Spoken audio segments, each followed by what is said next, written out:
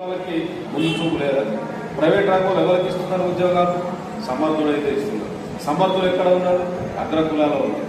అగ్రకులాల్లో ఎక్కడ ఉన్నారు అనేది మనం చూస్తూ ఉన్నాం. పెద్ద పెద్ద కాన్వెంట్ స్కూళ్ళలో, పెద్ద పెద్ద ప్రైవేట్ స్కూళ్ళలో చదువుతున్న వాళ్ళ దగ్గర పెరిగింది. వాళ్ళే ఈరోజు అభివృద్ధిలోకి వస్తున్నారు.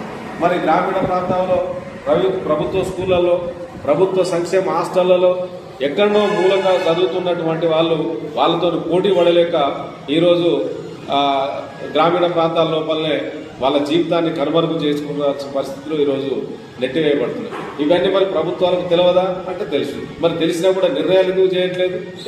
ఎందుకు చేయట్లేదు అంటే అక్కడ ఉన్నటువంటి ఢిల్లీని పరిపాలిస్తున్న పాలక వర్గాల లోపల అగ్రకుల పెత్తందారి తత్వం ఉంది. అట్లాగే శ్రమదోపిడీ చేయవలసినటువంటి వర్గాలు ఈరోజు పార్లమెంట్లో పెద్ద మనుషులుగా చెలామణి అవుతున్నటువంటి పరిస్థితి ఉంది. ఎంపీలు చూసినా